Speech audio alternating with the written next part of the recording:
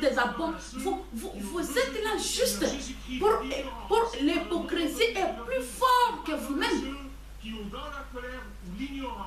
En tout cas, moi je suis passée juste pour dire trop c'est trop. Trop c'est trop, trop c'est trop. Donc on a mukakate, to la muke na tongo, ofungola te mo internet boete, ba mboka msusu ko tutozomo na epele bongote. Ofungola mo internet na sala ko to mo 3 jours, na otala na ngate na zaki epele a musala lekinga, na sotala te, na fungola kaka mukebo obstacle. Na fungola mo mukebo obstacle. Yango le kam nini? Bana Congo. Attends tout pour boire mes pélés pour se péler, mais pour ma boue et ça m'a payé. Attends tous les peuples le plus nombreux de toutes les nations. Mais pour beaucoup faire que la soso et ça m'a la mouté. Hein? Et bébé, comme succès, moi n'a pas mis 2 jours, 3 jours, et déjà bébé. Bana Congo. Maman Olive. Maman tala lukambo oyo. Et Jésus le libère. Jésus chasse le démon. Il faut être à la fin. Dans une démonstration. Fin na bakolela o toza kolela. Et ça malamu te. Diable a frappé ma paix dans la porte. Diable a eu détruire qu'on y attendait sur bolingo. Ça toute incrédulité et tout dans mes thèmes. Papa allait aboutir à teyi. Ve na yo mobimba teyi. Soki mutaza na matoya koyoka malamu. Bokonzi ya bonzambe ekenda toujours liposo. Bande ko boninga mikati na kono. L'amour du prochain.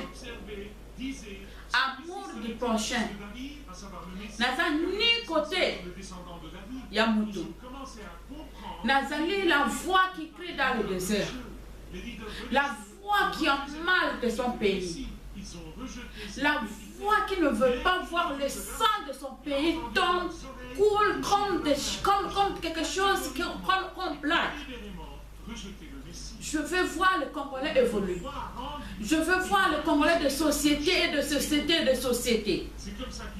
Je veux voir un Congolais qui passe ici à la télé, on dit que les Congolais ont gagné quelque part. Mais on ne peut pas passer toujours à l'internet et regarder quelques obstacles. L'internet ne sont pas venus pour faire l'argent de spectacle. My God! T'as ça va tout faire.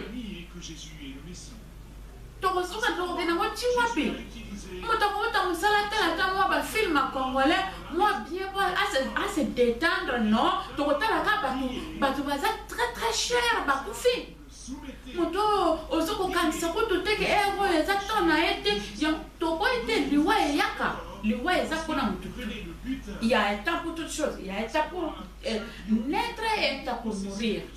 To yepi liwa est normal il y a pour Nzambe et yebani.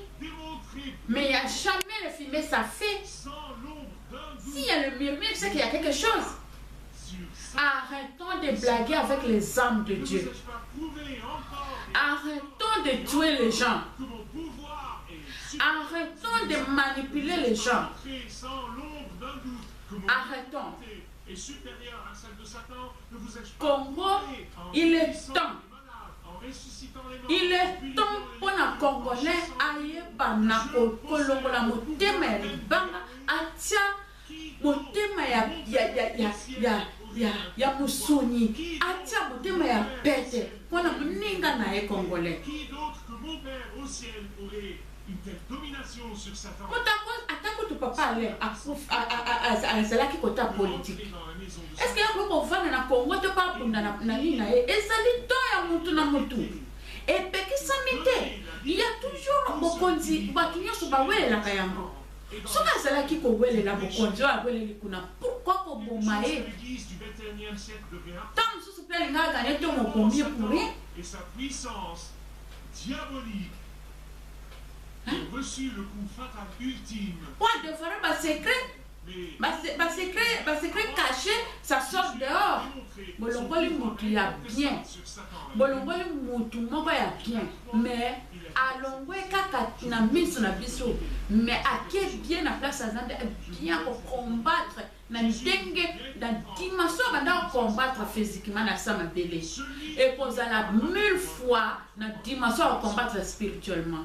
Et comme papa na mloto naza sûr et certain na maloba ki ke mandefu na e akokata ngo tango kongwe kobonga engai naza koloba ete tango kongwe kobonga tokokende na cimetière na tokokende kata mandefu na e yo muto osale te ya mona changement ya Congo te nzambe na yo apatela yo mais yo bakoboma yo te soki babomi yo bakozwa masumu na yo il faut kufana masumu na yo. Ceux qui croient que Jésus est juste un homme de bien, que Jésus est juste quelqu'un de bon. Nabokonza Congo, toza na mama na biso Olive. Jésus est juste un homme cordial. Naboko atako to toloba, bozoloba emsusu papa Joseph. Bon, papa Joseph azala na Congo te. Normalement, ata mobutu tanga zalaka na Congo.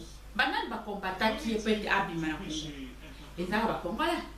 Et le péché. Si vous voulez, yo Congolais, je peux beaucoup. Quand nous Congolais, nous avons tellement pas pour ça. Mais pourquoi vous êtes convoûté par tout le monde la vérité à facilité? Botika biso to pema.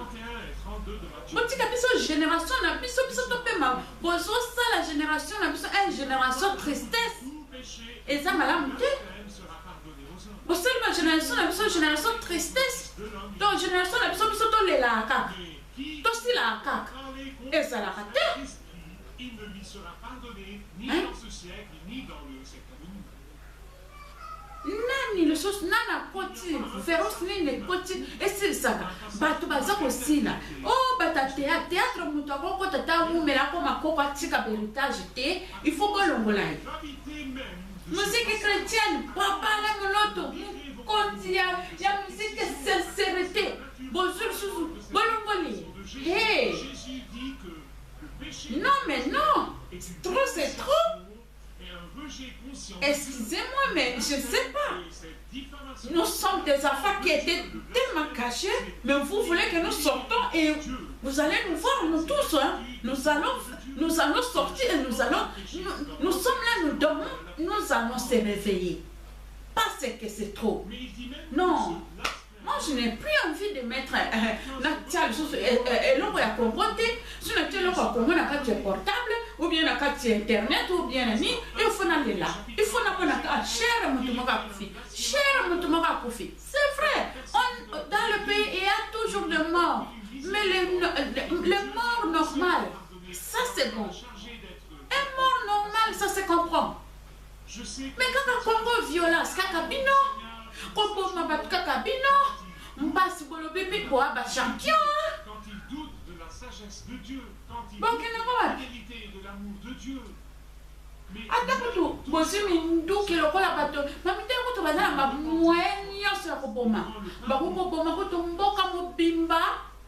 Mais après, batana tomba mon côté. Pourquoi yo comment ndoki ovandi mais makila mute comme elo comme sala na yo. Il y a cet esprit. Je vais vous montrer exactement ce que le Seigneur Jésus veut dire. Tokende musikate. Yo Judas, oyo bomi papa la mloto mutako boma yote. Yo kufa. Na masomo na yo. Mais faut ça la ka libanga. Faut ça kufa dans na mope mawato. Zala libanga. Nzambali bisayo. Alim bisayo vraiment Nzambali bisayo. Peut-être je suis sûr. Papa le l'autre sera yebi. Na muto atela ke poison. Akolinga te yae même que changer Jésus que ça a besoin na yo changer yaka to bumamela Yesu. Yaka to adorer Nzambe en vérité et en esprit. Je suis certain na papa wana alingaki vraiment comment na mutu akwazona ki wana oya zotele wa kwazo bia o mutu wana asisi bangwana alinga pas belle choses na kati na loba Nzambe po azali bon de beauté de cœur azana cœur même si kazaki na masumu ya mike mais Nzambe abane ko luka toujours que biso nyonso bato ya mokili oyo toza masumuki tosumukaka chaque jour et puis toza bato ya peto te mais moto na moto asalaka effort ya koelimine mabe ya kati na ye mpe kosala ebele ya malamu. Papa wana il est un exemplaire qui nous a montré que côté malamu na ye ezalaki positif ezalaki sur 100% 82% ezalaki bien. Et puis à sauver ba amba ngamo ko mutu nazo lekana kati soki na leki nazo ba makambo na epsi munoke na senga ki na musala même congé na koka osala te. Papa l'aime et ça coûte, c'est vraiment très cher.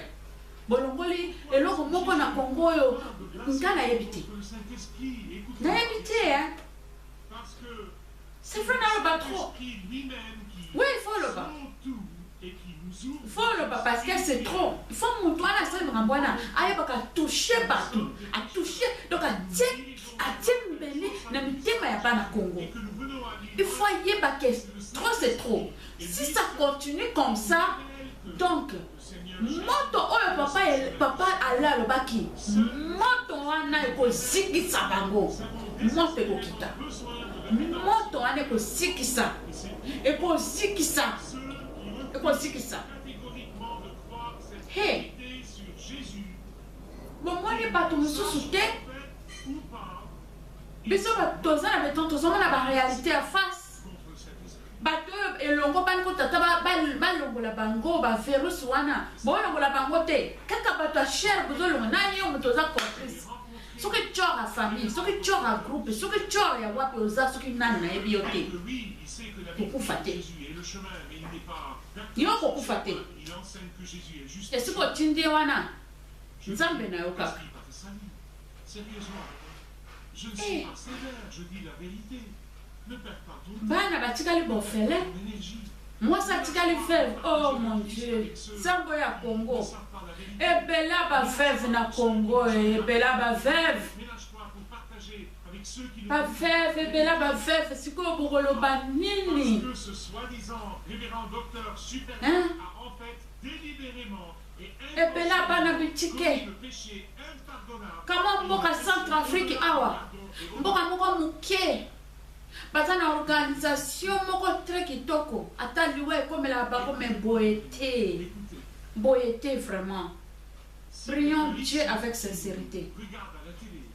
Parlons la parole de Dieu avec la sincérité. Chantons Dieu avec la sincérité.